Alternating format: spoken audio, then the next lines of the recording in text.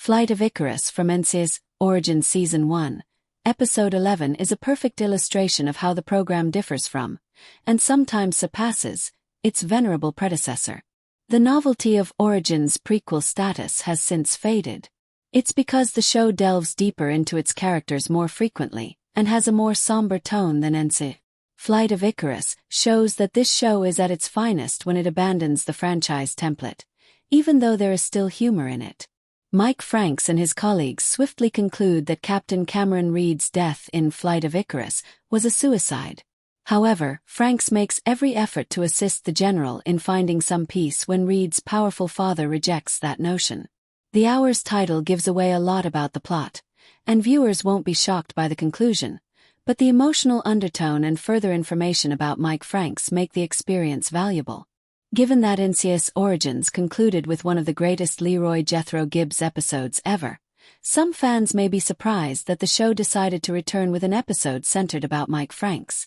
However, Flight of Icarus is another chance for Franks to get attention, and this time it works far better than the last time he tried to provide the audience with additional psychological details. When the screenplay establishes that Lieutenant General Alexander Reed is Cameron's father, a certified war hero, the viewer is instantly aware of the role that Franks will play. Additionally, it strikes the ideal mix between those moments of tenderness and Franks' signature gruffness. Due to the minimal contributions of the other primary cast members, actor Kyle Schmid is not just driving the episode but effectively taking it over. Although Schmid had previously been requested to highlight Franks' more wounded side, Flight of Icarus does it more effectively since none of those scenes are forced.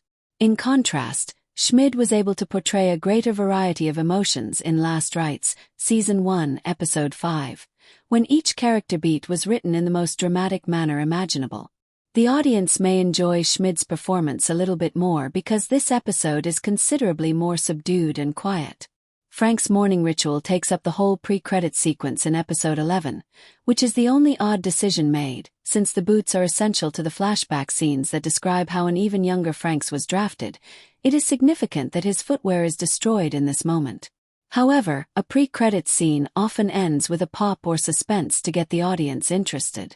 Because they aren't yet aware of the entire narrative, the scene is made workable by Elda Gibbs' narration, which is touching but uninteresting. The titles appear to have become stuck in the middle of a typical scenario. If the show could have linked this foreshadowing to the main plot in some way, it would have been more intriguing. For example, Franks damaging his boot at the crime scene could have been interpreted as a bad omen, and his conversation with Tish could have taken place at the office. This could have even led the team to speculate as to why his choice of footwear is so significant. Fans can easily anticipate what will happen because certain NCIS episodes are quite safe and steady, while others are intense. Episode 11 of Season 1 of NCIS Origins combines the two.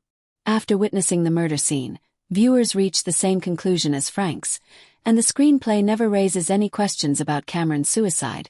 The emotional thread of Franks wanting to please General Reed despite knowing the future is what makes the show succeed. It makes perfect sense for a parent to not want to think that his child committed suicide, and the audience can empathize with Reed's feelings while still never losing them since they know the inquiry won't reveal anything new. There are also clear instances where the story takes shortcuts to support the emotional journey, which is another problem with the writing. The most notable instance is when General Reed gives over a stack of documents to Franks after informing him that his team has previously conducted research on Cameron's known affiliations. This is a straightforward method of eliminating all the labor that would typically be left to the team in a subsequent installment. The next interviews are a touch too short and undeveloped. They set up Cameron's problems, but there's a feeling that they might have been even more moving if they had delved a little farther. The audience is made to experience Cameron Reed's loss by depicting his personality. It's also critical that this episode of NCIS Origins restricts its use of comedic relief. While Flight of Icarus deals with such a delicate subject that comedy is out of the question, the original NCIS occasionally pushes too hard to have a comic plotline or presence every week. Frank's desire to borrow Randy's shoes is mentioned briefly, but that's the extent of the gags, and the show is much better for it. To be effective, it must place the viewer in the same emotional state as General Reed and Franks, and it succeeds in doing so.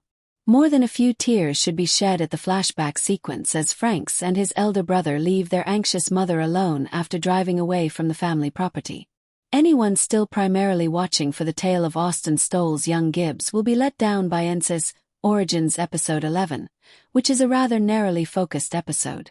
Stoll's most memorable moment occurs at the conclusion, when Gibbs reads a brochure from the Veteran Services Group that is part of the plot. Gibbs is present with the rest of the team and assists with the inquiry. This is a positive move for the program, but it must go beyond Gibbs' genesis if it hopes to last as long as NCIS. Throughout the season, the show has failed to do it, but Flight of Icarus is one of the few instances when it succeeds.